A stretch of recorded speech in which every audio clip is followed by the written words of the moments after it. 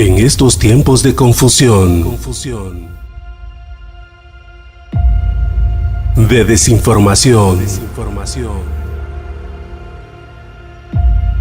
de apostasía y de malas interpretaciones de la palabra de Dios, es necesaria la verdadera revelación del Espíritu Santo, junto con el estudio teológico, hermenéutico y con la etimología de las palabras bíblicas. Por esa razón, deseamos invitarte a que te quedes con nosotros para estudiar juntos diversos temas importantes para este tiempo final en Escudriñando las Escrituras, con los pastores Mario y Luz Rivera y otros ministros invitados que nos guiarán a través de la sana doctrina escrita en la palabra de Dios. Esto es Escudriñando las Escrituras. Bienvenidos. Bendiciones, mis amados hermanos. Damos gracias al Señor nuevamente por este hermoso privilegio de poder llegar a ustedes a través de nuestro segmento Escudriñando las Escrituras. Después de un par de semanas de ausencia de este segmento, estoy retomando la temática que pues hemos venido con esta por tercera ocasión enseñándola y hemos titulado, como usted recordará, la línea escatológica de los espíritus.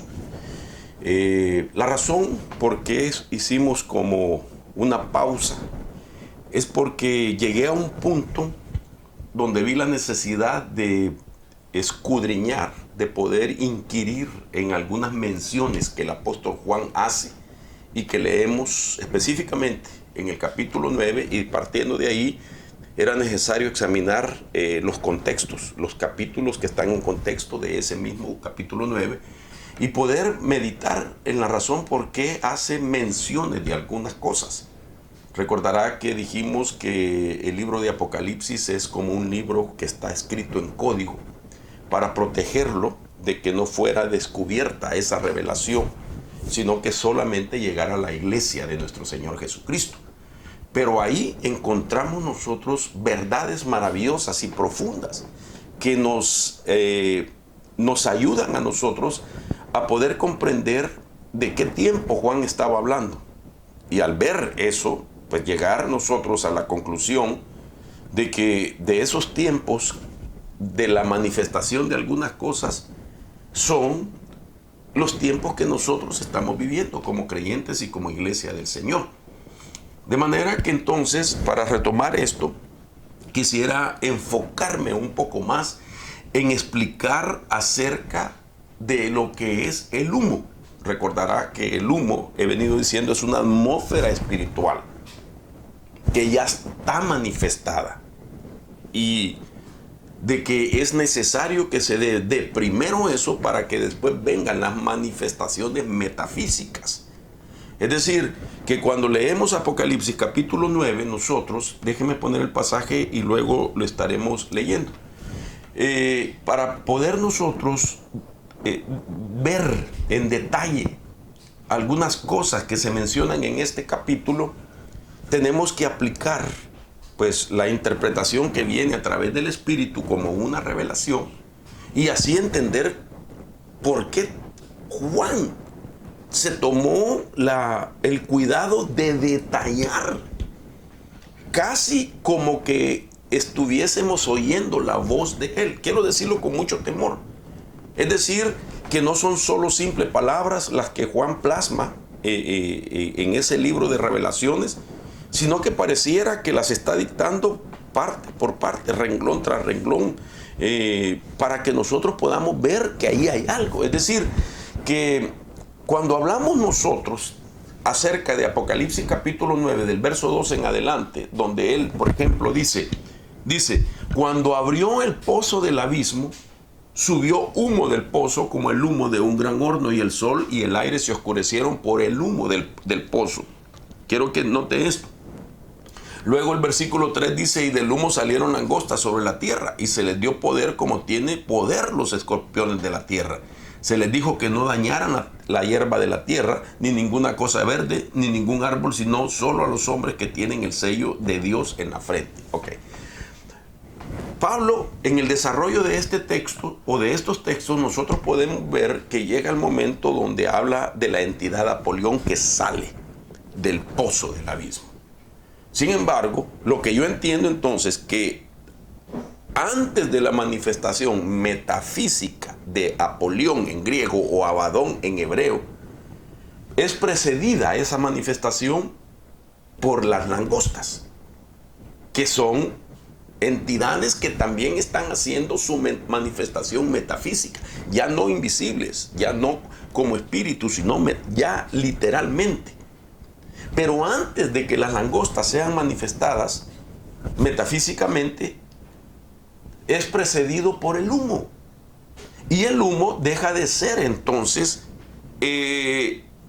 pues solamente como una sustancia que viene como una consecuencia de que algo se haya consumido por el fuego. Es decir, el humo eso es, ¿verdad? Es la consecuencia que surge de algo que materialmente fue consumido por el fuego. Pero Juan no está hablando de eso. Juan está en manera de código hablando de que el humo que sale del pozo es una atmósfera espiritual que precede a la langosta y la langosta precede a Apolión.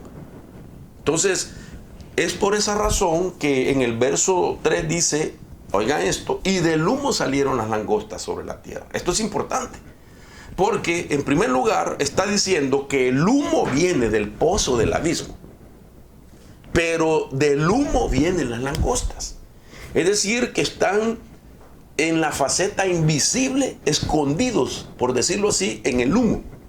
Están escondidas en el humo. Pero cuando ya el humo, que es una atmósfera espiritual, ha cumplido con la agenda espiritual de tinieblas, entonces da lugar a la manifestación metafísica de las langostas que están saliendo, según Apocalipsis 9:3, del mismo humo.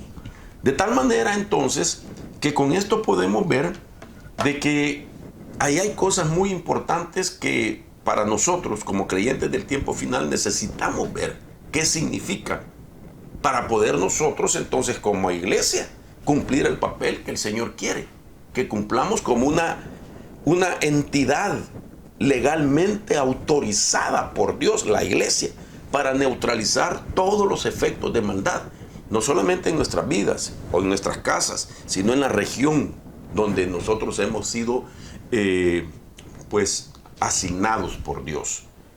Ahora, lo que he venido diciendo y que lo repito en esta oportunidad es que la langosta de Apocalipsis 9 es una entidad híbrida que aún no se ha manifestado en la tierra. Eso lo he venido diciendo, de que yo creo de que hay entidades que todavía no han entrado al plano terrenal, sino que están esperando un momento para que se manifiesten. Y este es el caso de esas langostas, de que están esperando el tiempo señalado para su manifestación metafísica. De manera que, perdón, de manera que es importante que recordemos qué es en sí el mensaje del humo. Entonces es más que un incendio, es una atmósfera espiritual. Y lo consideramos porque el libro de Apocalipsis es un libro escrito en clave. No tendría ningún sentido de advertencia como una profecía de que Juan hubiese hablado del humo solamente en referirse a eso, humo en el ambiente. No, ahí hay un mensaje para nosotros. Porque Juan usó términos simbólicos para encubrirle al Imperio Romano el mensaje que era dirigido a las 7 iglesias. Entonces a nosotros ese mensaje se nos revela, se nos abren los misterios en este tiempo para ser estratégico y saber vivir los últimos tiempos. Esa es la razón de la importancia de estar estudiando este tema. Ahora, quiero para ello entonces tomarme un tiempo quizás este segmento sea un poco más largo del usual, porque hay cosas muy importantes que es necesario que las expliquemos en orden de poder avanzar y darle mayor explicación de los detalles que Juan da de Apocalipsis 9. Para poder entender Apocalipsis 9, nosotros vamos a tener que ver los contextos, los capítulos que son contextos del capítulo 9. Y poder también resaltar algunas palabras que Juan intencionalmente y en código, pues escribe. Y que no las da o las dice solo por decir, sino que tenían un significado, tenían un mensaje para la iglesia de aquel tiempo y para nosotros. Entonces, viendo una línea escatológica de la manifestación de estos espíritus apocalípticos, es necesario que nosotros veamos como una matriz de esa línea escatológica que estoy poniendo acá. Para poder darme a entender dónde es que sucede, en qué tiempo sucede, yo quiero que se fije muy bien en lo que voy a poner como marcas y así ubicar el tiempo. Vamos a ir viéndolo de la izquierda a la derecha, esa línea de tiempo. Entonces, lo primerito que quiero marcar aquí es que el lugar cuando sucede la manifestación metafísica de las langostas y de Apolión, pero no así del humo como una atmósfera espiritual. Es decir, que la atmósfera espiritual ya estaba en el ambiente, digamos, ese humo, mejor dicho, que era una atmósfera espiritual, ya estaba en el ambiente en los días de Juan. Y por eso es que Juan lo escribe. Juan no está dándose una idea de las cosas que van a suceder al final. Claro que sí. Pero él está hablando, hermano, de eventos que son como, eventos que suceden para preceder otros eventos que vendrán a manifestarse en un tiempo específico, en este caso del tiempo tribulacionario. Pero lo que para mí significa ese humo es importante porque eso ya estaba manifestado en los días de Juan. Ese humo que son como un nivel de preparación a esas manifestaciones. Son el humo, que es una atmósfera espiritual compuesta por entidades también, pues son preparadores del camino de las langostas y de Apolión. Son precursores del camino de la langosta y de Apolión. Entonces, lo que la Biblia, desde el punto de vista divino en Dios, vemos que Juan figura, ¿verdad? Fue enviado a ser el preparador del camino de la manifestación física de nuestro Señor Jesucristo hacia el reino de las tinieblas también. Usa preparadores de las manifestaciones metafísicas y en este caso de entidades que están reservadas para ese tiempo.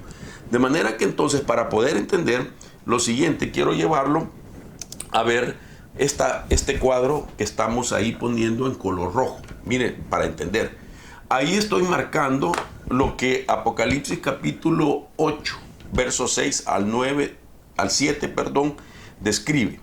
Ahí solamente, usted lo puede leer despacio, se habla del sonar de la primera trompeta. Entonces, las trompetas, la primera, la segunda y la tercera trompeta, cuando se suenan, abren sellos. ¿Cuáles sellos? Los sellos que están mencionados en Apocalipsis capítulo 6. Entonces, aquí podemos ver que Apocalipsis 8, 6 al 7 suena la primera trompeta. Luego Apocalipsis capítulo 8, del verso 8 al 9 suena la segunda trompeta. Y luego Apocalipsis capítulo 8, del verso 10 al 11 suena la tercera trompeta de estos sellos que se mencionan en Apocalipsis capítulo 6, del 1 al 12. Pero me llama la atención que cuando se activa el séptimo sello, se abre a la vez y se activa la cuarta trompeta. Entonces veamos dónde está la cuarta trompeta. Quiero que preste atención a esto. Esta cuarta trompeta, cuando se abre el séptimo sello, entonces corresponde el sonido de la cuarta trompeta. La cuarta trompeta, más o menos aquí la estoy marcando, según Apocalipsis capítulo 8, verso del 12 al 13, la cuarta trompeta es la que da la señal del ascenso de la iglesia al bimá. Y la Biblia dice, o da la figura a Juan, de que es un águila volando. O es un águila volando, y eso nos habla también del arrebatamiento. Apocalipsis capítulo 8, verso 12 dice, el cuarto ángel tocó la trompeta y fue herida la tercer parte del sol, la tercer parte de la luna y la tercer parte de las estrellas, para que la tercer parte de ellos se oscureciera y el día no resplandeciera en su tercera parte. Y asimismo la noche. Entonces miré, dice el versículo 13 de Apocalipsis 8, y oí volar a un águila en medio del cielo, que decía a gran voz, ay, ay, ay de los que habitan en la tierra a causa de los toques de la trompeta que faltan, que los otros tres ángeles están por tocar. Entonces, primer trompeta, Apocalipsis 8 del 6 al 7. Segunda trompeta, Apocalipsis 8 del verso 8 al 9. Tercer trompeta, Apocalipsis capítulo 8 del 10 al 11. Entonces ahí estamos viendo, ¿verdad?, la apertura de los sellos. Pero cuando llega el séptimo sello a abrirse, entonces a la vez activa la cuarta trompeta. Cuando la cuarta trompeta suena, entonces la iglesia tiene que subir.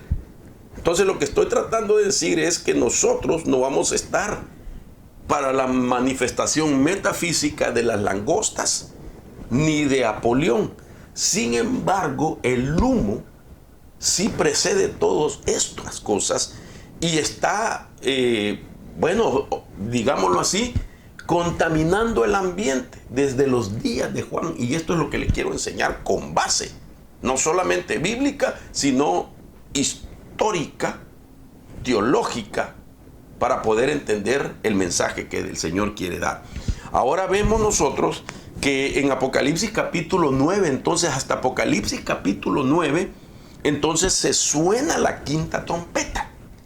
Cuando dice Apocalipsis capítulo 9 del verso 1 al 12 que suena la quinta trompeta, entonces aquí es donde se activa la manifestación espiritual y metafísica de las langostas que ya he venido mencionando, y de Apolión o Abadón como entidades híbridas específicamente para ese tiempo. Entonces, aquí es importante porque ya vimos entonces que la primera, segunda y tercera trompeta, cuando se suenan, abren los sellos, se abren los sellos se están abriendo. Cuando se abre entonces el último sello, este último sello, entonces activa a la misma vez la cuarta trompeta. La cuarta trompeta es el pregón para que la iglesia suba, vaya al bimá de Cristo y de ahí sea arrebatada. Cuando eso sucede, entonces viene la quinta trompeta. Al sonar la quinta trompeta, entonces quiero ponerlo acá, es donde nosotros ahora veremos la manifestación metafísica, o se verá, mejor dicho, nosotros no. Entonces se verá la manifestación metafísica de las langostas y de Apolión. Entonces aquí estamos viendo en pantalla ese pentágono con línea verde, dónde es que la iglesia sube, en qué tiempo, y estamos viendo la cuarta trompeta sonar, Apocalipsis capítulo 8 del verso 12 al 13. Entonces aquí la cuarta trompeta es el que anuncia suba a la iglesia, para no pasar por el tiempo donde se va a dar ya la manifestación, ¿verdad?, metafísica de las entidades langosta y Abadón o Apolión. Entonces aquí estamos viendo más o menos, claro que cada una de estas cosas tiene su tiempo para irlo explicando, pero como yo estoy ahorita más que todo enfocado en que podamos ver lo que es la línea escatológica de los espíritus apocalípticos. Ahora, para poder darme a explicar lo que en palabras mencioné, quiero ponerle también las bases de lo que estoy hablando. Por ejemplo, aquí nuevamente estoy repitiendo lo que ya dije, pero usted también lo está percibiendo. Las tres primeras trompetas abren los sellos. Apocalipsis capítulo 8, del verso 6 al 7, ahí suena la primera trompeta. Apocalipsis capítulo 8, del verso 8 al 9, la segunda trompeta. Apocalipsis capítulo 8, del verso 10 al 11, la tercera trompeta. Los sellos entonces son abiertos. ¿De cuáles son los sellos? Los 6 sellos de Apocalipsis 6, del 1 al 12, y el séptimo sello se abre. Cuando se abre, activa la cuarta trompeta. Entonces estamos hablando de 6 que están enfocados en 3 trompetas, pero esa tercera trompeta también repercute en el séptimo sello, y cuando este se abre, a la misma vez activa la cuarta trompeta, que cuando esta suena, entonces es, ¿verdad?, la manifestación metafísica de la langosta y de Apolión. Pero para ese momento, pues nosotros ya estamos en la presencia del Señor. Entonces, Apocalipsis capítulo 8, versos 12 al 13, cuarta trompeta. La cuarta trompeta es la que da la señal del ascenso de la iglesia al Bimá, y es el águila volando, que habla también del arrebatamiento. Aquí está el pasaje. Y el cuarto ángel tocó la trompeta, y fue herida la tercera parte del sol, la tercera parte de la luna y la tercera parte de las estrellas, para que la tercera parte de ellos se oscureciera y el día no resplandeciera en su tercera parte, y asimismo la noche. Entonces miré y oí volar a un águila en medio del cielo. Esta es la iglesia, que decía a gran voz: ay, ay, ay de los que habitan en la tierra a causa de los toques de trompeta que faltan, que los otros 3 ángeles están por tocar. Tremendo esto, hermanos. Tremendo, porque ahora la iglesia ha sido rescatada para que no tenga que ser afectada por las manifestaciones metafísicas de las langostas y de Apolión. Sin embargo, la iglesia sí tiene que ser consciente del significado del humo, que es una atmósfera espiritual que está activa desde los días de Juan hasta nuestros días, y de eso vamos a hablar. Entonces, continuando, Apocalipsis, entonces, capítulo 9, del 1 al 12, la quinta trompeta activa la manifestación espiritual y metafísica de las langostas, que ya dijimos son entidades híbridas, y de Apolión o Abadón, etcétera, según, ¿verdad?, griego o hebreo.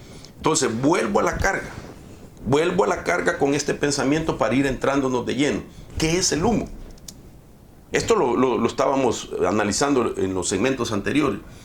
¿Cómo describe el pasaje 9? Lo primero fue el humo como una atmósfera espiritual. Las atmósferas están compuestas por espíritus de tinieblas en el tiempo del final, como señal apocalíptica, Hechos 2:19. Y mostraré prodigios arriba en el cielo y señales abajo en la tierra: sangre, fuego y columna de humo. Note usted que Hechos 2:19 está hablando de lo que iba a suceder en los últimos días. Y ahí vemos que se menciona el humo nuevamente como una señal profética. De esta misma señal profética, entonces Juan hace una mención en Apocalipsis capítulo 9. Bien, entonces, habiendo dicho todo esto, es donde pasamos a acercarnos un poco más la lupa a las cosas que significan el humo. Para eso, entonces, quisiera nuevamente considerar lo que yo llamo como los primeros receptores de la advertencia que hace Juan. Recordemos que lo que Juan está narrando en Apocalipsis capítulo 9 fue en primer lugar enviado a las 7 iglesias de Asia. Entonces los primeros que fueron, o las primeras entidades místicas, como es la iglesia, que fueron advertidas, fueron esas 7 iglesias. Entonces, esto es importante porque si tomamos en cuenta que las primeras entonces entidades que recibieron la advertencia de estas cosas fueron esas 7 iglesias de Asia Menor, eso significa que las cosas que estamos entendiendo respecto a lo que describe Apocalipsis 9, específicamente de las batallas espirituales, en medio de esos 7 años de tribulación, pues fueron a la iglesia, las iglesias de Asia Menor, las primeras que recibieron. Es decir, que a ellos no solo se les dio el capítulo 1 y 2 y hasta el 3, donde están las 7 cartas de Apocalipsis. No fue a ellos, es solamente esa parte para ellos, sino que a estas iglesias se les dio todo el libro de Apocalipsis, digámoslo, los 22 capítulos. Entonces a ellos fueron los primeros que se les advirtieron las cosas que iban a suceder. Eso significa de que desde esos días se estaría batallando con la parte que precede a las langostas y a Apolión. Es decir, batallando con el humo. Esa es la idea, como que batallando con el humo antes de las manifestaciones metafísicas. Entonces, quiero llevarlo a este pensamiento. Las primeras advertencias comienzan. Apocalipsis capítulo 1, verso 1, dice: la revelación de Jesucristo que Dios le dio para mostrar a sus siervos las cosas que deben suceder pronto, y la dio a conocer enviándola por medio de su ángel a su siervo Juan. Verso 3: bienaventurado el que lee y los que oyen las palabras de la profecía y guardan las cosas que están escritas en ella, porque el tiempo está cerca. Miren la introducción que hizo. Si seguimos leyendo nosotros, desde el verso 11, por ejemplo, dice que decía, esto fue el mensaje, que decía: escribe en un libro lo que ves. Ahora entendamos lo que ves. ¿Qué vio Juan en Apocalipsis 9? Un humo que salía, interesante. Y envíalo a las 7 iglesias: a Éfeso, a Esmirna, a Pérgamo, a Tiatira, a Sardis, Filadelfia y la Odisea. Verso 19: escribe pues las cosas que has visto. Primero las que ves, tiempo presente. Las que has visto, tiempo pasado. Y las que son, mire, tiempo presente. Y las que han de suceder después de esta, tiempo futuro. Entonces, Juan como que fue sumergido en una burbuja de tiempo, de tal manera que Juan puede ver el pasado, el presente y el futuro de todas estas cosas que a las iglesias de Asia Menor son las que van dirigido todas estas revelaciones en primer lugar, y que ellas son las que se les advierte en primera instancia de todas estas cosas. Claro, nosotros como iglesia del tiempo final, pues obviamente lo estamos recibiendo. Nosotros ahora podemos ver el pasado de Juan por lo que escribe, el presente de Juan por lo que escribe, y el futuro que estaba viendo Juan por lo que escribe, pero ese futuro nos corresponde a nosotros. Nosotros de alguna manera estamos también dentro de la revelación del pasado, del presente y del futuro de Juan. Entonces quiere decir que en el pasado de Juan, lo que él vio en el presente es todavía lo que se está dando en nuestros días, porque esas son etapas necesarias como preparación para manifestaciones metafísicas, ¿verdad? Entonces, para adelantar un poco a esto, quiero decirle que voy a dejar intencionalmente la iglesia de Éfeso, que es la primera que se lista en Apocalipsis capítulo 1, donde se habla acerca de los falsos apóstoles y de la falta de amor. Eso lo tenemos que explicar. Pero voy a dejar también a propósito la iglesia de Esmirna, donde se habla de la sinagoga de Satanás. Interesante.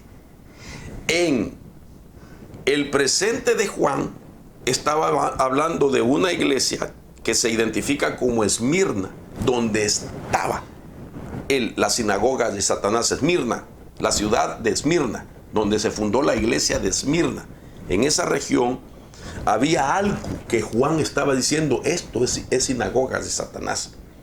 De tal manera que eso Juan en el presente lo escribe, en su presente, pero eso ya venía del pasado. Juan lo había visto en el pasado. En el pasado de Juan estaba sucediendo eso. De tal manera que en su presente escribe lo que estaba sucediendo ya, y nos advierte a nosotros que en el futuro viene una etapa de lo que también tiene un significado la palabra sinagoga de Satanás, pero eso lo vamos a ver. Entonces, voy a dejar Éfeso y Esmirna para la siguiente, pero me voy a ir de una vez a Pérgamo.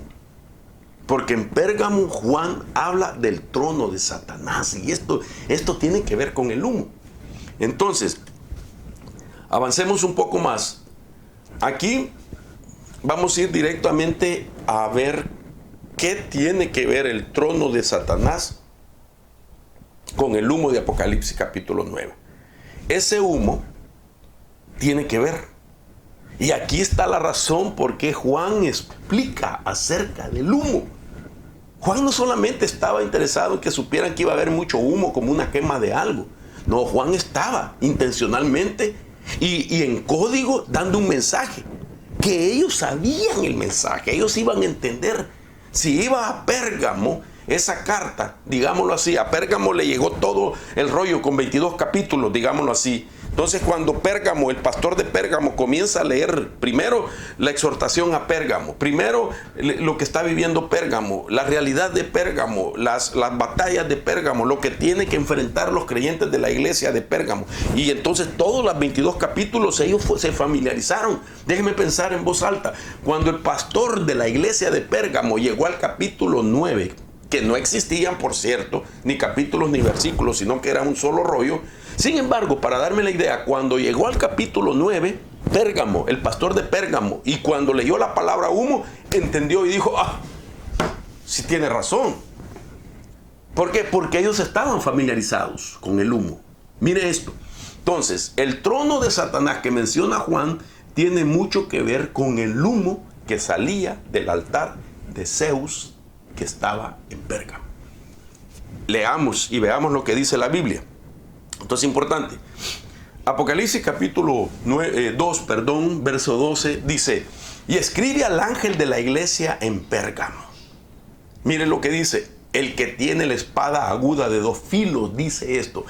¿Por qué Jesús le dice a Juan, primero habla de la espada? Esto es interesante. ¿Por qué Jesús le dijo a Juan, escribe que yo tengo una espada de 2 filos? ¿Sabe por qué? Porque esta declaración, mejor dicho, que Jesús hace y que escribe Juan y que lee el pastor de Pérgamo y que conocen los creyentes de Pérgamo, esa declaración está en la base de que ahí en Pérgamo los habitantes de Pérgamo eran intimidados por la espada del precónsul que en ese momento gobernaba esa región de Pérgamo. Se lo voy a mostrar. Entonces, lo primero que dice entonces acá, y escribe al ángel de la iglesia en Pérgamo, el que tiene la espada aguda de 2 filos, dice esto: yo sé dónde moras, donde está el trono de Satanás. Oiga, guardas fielmente mi nombre y no has negado mi fe, aún en los días de Antipas, mi testigo, mi siervo fiel, que fue muerto entre vosotros, donde mora Satanás. Entonces, ahora entiendo yo de que Antipas, testigo y siervo fiel, murió por la espada del precónsul de Pérgamo. Y que ahora viene el Señor, como quien dice, mi siervo fiel, Antipas, que fue muerto por la espada de este precónsul, ahora esta región con sus gobernantes van a conocer mi espada, que es aguda y de 2 filos. Interesante. Ahora, déjeme hacer un dato histórico. Quiero llevarlo a la historia para ir entendiendo el humo y por qué a Pérgamo le es relevante la revelación de Juan. Entonces, hagamos un poco de historia. Por ejemplo, la ciudad de Pérgamo fue también la sede del precónsul de Roma. Oigan esto. El precónsul era la máxima autoridad en toda la provincia romana de Asia. Era juez, gobernador, albacea y tenía la última palabra en todo lo relacionado con la ley. En la ciudad de Pérgamo, el precónsul se sentaba en un trono y tenía la autoridad para determinar quién viviría o moriría. Mire toda la información importante para poder entender el humo y a quién le corresponde esa advertencia y qué noticia a nosotros también. Y entonces Pérgamo, es necesario conocer estos datos históricos.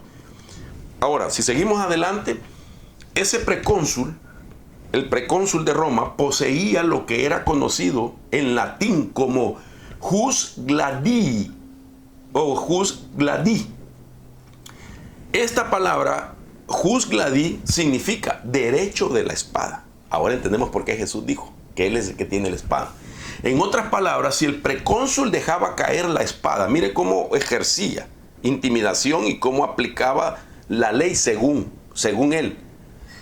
De tal manera que los datos teológicos históricos nos enseñan que si el precónsul dejaba caer la espada, significaba que la ejecución era inminente contra una persona o personas, dependiendo cómo él manejaba la espada. Esa era una forma de declarar quién moría o quién vivía. La vida podría extenderse o extinguirse dependiendo de cómo se sostuviera la espada. Su poder era tan importante que sus decisiones no solo afectaron a Pérgamo, sino todo lo que finalmente gobernaba se extendería a toda la provincia. ¿Qué influencia tenía? Ahora, si seguimos entendiendo un poco más de la historia, vamos a ver que la ciudad de Pérgamo era muy antigua, ya que existía antes del surgimiento de la Iglesia de Cristo. Durante al menos 400 años del primer siglo, los paganos venían de todo el Imperio Romano para realizar sacrificios rituales ocultos en Pérgamo. Ahora entendemos qué sede era Pérgamo, qué se hacía en Pérgamo, de qué Pérgamo estaba, de qué Pérgamo era conocida, por qué era conocida, quiénes venían, qué se hacía ahí. Entonces, esto es importante porque según algunos estudiosos e historiadores, la iglesia de Pérgamo comenzó durante la residencia de 3 años de Pablo en la ciudad de Éfeso. Pablo llegó primero a Éfeso, se tuvo 3 años ahí, y entonces Pérgamo, una poderosa ciudad política, estaba a menos de 160 kilómetros de Éfeso, estaba cercana a Éfeso. Pablo estuvo y fundó la iglesia de Éfeso, de tal manera que mientras residía en esa ciudad, Pablo fundó la iglesia de Éfeso, y de esta de Éfeso surgieron o nacieron las otras iglesias de Asia Menor. Es decir, Pablo, la primera iglesia que fundó fue Éfeso, y de ahí salieron las iglesias hijas, y entre ellas Pérgamo. Entonces, ahora, para continuar, esto es importante. Quiero ahora que preste atención. ¿Qué relación tiene el humo con Apocalipsis capítulo 9 y con Pérgamo? Datos históricos de la iglesia de Pérgamo. La ciudad de Pérgamo era uno de los sitios más paganos y tenebrosos de la región de Asia Menor.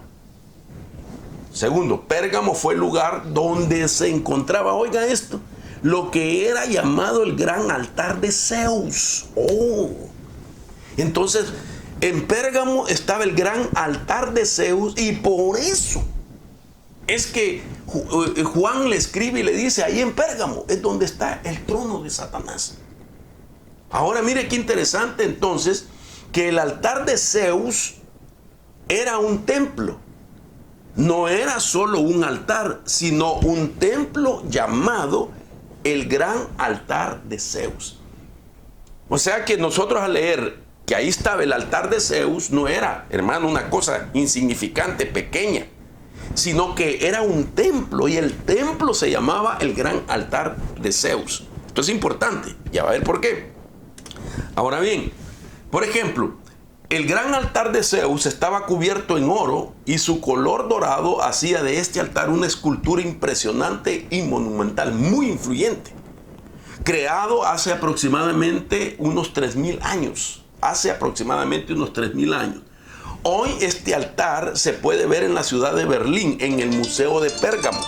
Es decir, ahí hay una réplica de ese altar que quiero presentárselo, que está en Alemania, en Berlín, y es más o menos esta idea.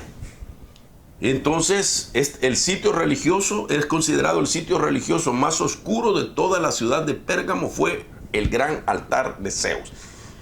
A un templo le llamaban el gran altar de Zeus. Ahí estaba conglomerado todo tipo de dioses, pero Zeus era el que prevalecía.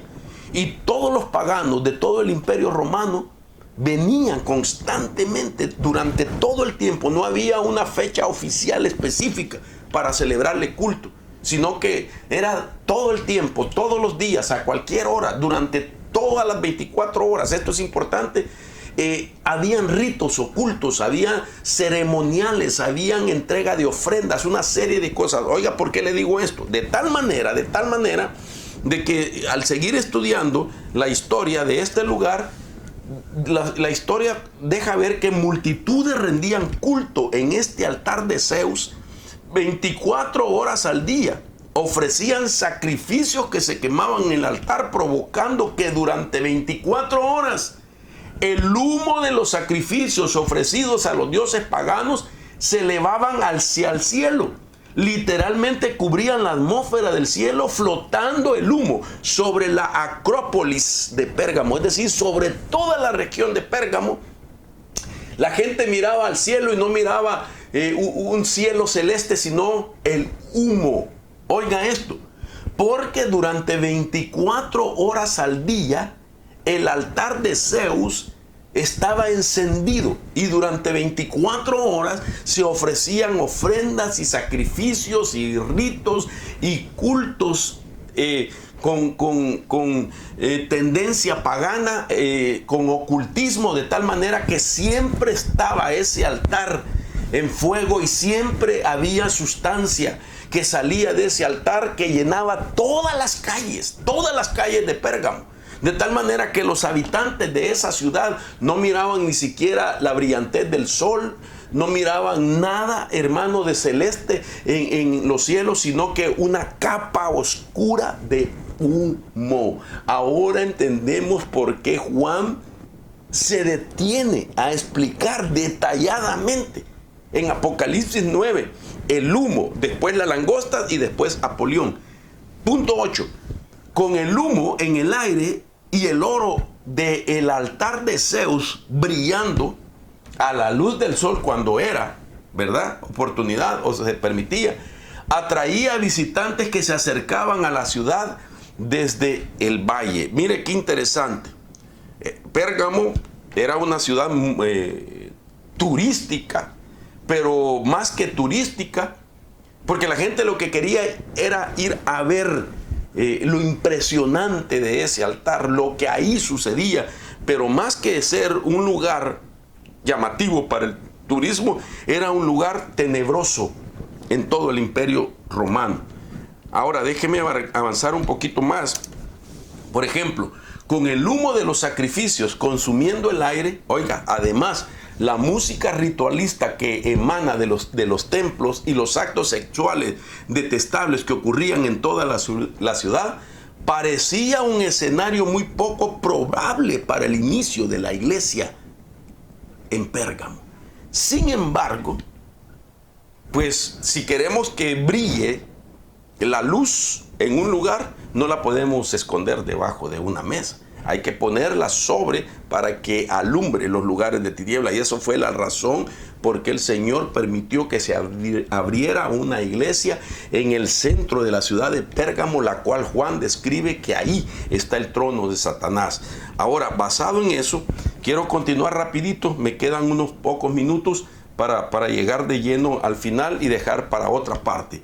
Pérgamo era una ciudad afectada por tinieblas. Oigan esto, que 2 veces en Apocalipsis 12:13 Cristo menciona que ahí está el trono de Satanás. Apocalipsis 2:12 dice: y escribe al ángel de la iglesia en Pérgamo, el que tiene la espada aguda de 2 filos. Ya expliqué por qué ahora Jesús habla que él tiene la espada para combatir la espada del precónsul. Dice: yo sé dónde moras, donde está el trono de Satanás. Ahora sabemos a qué se refería el trono de Satanás, al templo llamado el gran altar de Zeus. Guarda fielmente mi nombre y no has negado mi fe, aún en los días de Antipas, mi testigo, mi siervo fiel, que fue muerto entre vosotros, donde mora Satanás, donde está el trono de Satanás, donde está el asiento de Satanás. Mire si no era importante para Juan que Pérgamo supiera que Cristo sabía que ahí estaba el trono de Satanás y que la representación de ese trono era el gran altar de Zeus. De tal manera que nosotros podemos ver de que aquello que la iglesia de Pérgamo enfrentó por muchos años se convierte hoy, hermano, como el tiempo que estamos viviendo, donde estamos en un periodo de tiempo más desafiante contra el movimiento de las tinieblas, más desafiante que en los últimos 1700 años. De tal manera que esa iglesia de Pérgamo puede enseñarnos nosotros a través de lo que Juan escribe, de cómo es que nosotros podemos enfrentar ese tipo de batallas. Ahora, quiero solamente decirle que el siguiente tema nos vamos a enfocar un poco a explicar acerca de Zeus a través de los tiempos.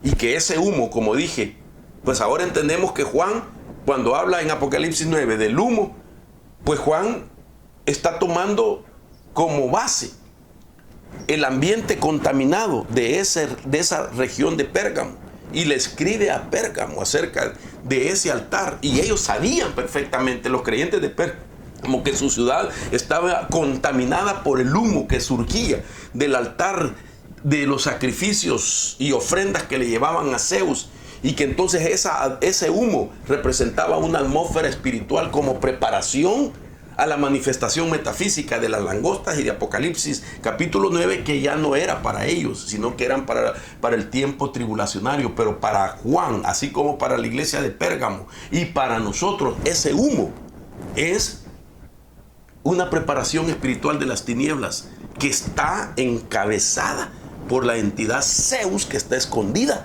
en el humo. Entonces, lo que vamos a ver en la siguiente segmento es los tiempos de Zeus. ¿Quién es Zeus?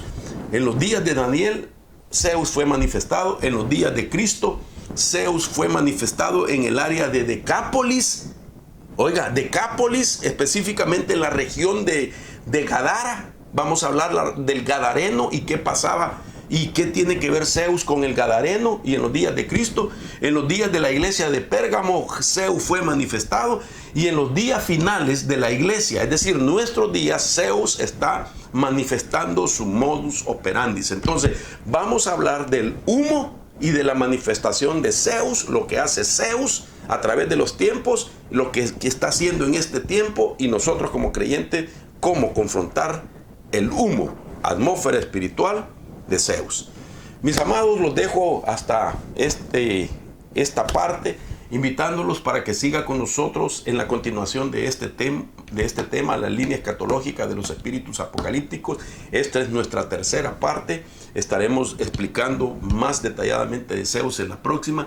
Que Dios los bendiga. Invite a otro que nos siga a través de estas enseñanzas, y nosotros con todo nuestro corazón estaremos preparando nuestra vida en comunión con Dios para poder ser de bendición. Aprovecho para decirles que el día de mañana estaremos en una convocatoria donde los intercesores de la Red Global de Intercesores estaremos orando por las peticiones de todos nuestros hermanos. Si usted tiene una petición, háganosla llevar mañana a las 7 en punto a través de Facebook y del canal de YouTube, o llamando a usted también para unirse o para mandar peticiones a el número de WhatsApp 971-275-3268. Si usted llama fuera de Estados Unidos, tiene que marcar primeramente 001. Repito, 001-971-275-3268. O escríbanos al correo electrónico de nuestra iglesia, llamadoconquista@aol.com. llamadoconquista@aol.com. Que Dios les bendiga, mis amados hermanos. En estos tiempos de confusión, de desinformación, de apostasía y de malas interpretaciones de la palabra de Dios, es necesaria la verdadera revelación del Espíritu Santo, junto con el estudio teológico, hermenéutico y con la etimología de las palabras bíblicas. Esto fue Escudriñando las Escrituras, con los pastores Mario y Luz Rivera y otros ministros invitados que nos estarán guiando a través de la sana doctrina escrita en la palabra de Dios. Quédate pendiente de nuestra próxima emisión y te invitamos a seguirnos en nuestras redes sociales y en nuestra página web.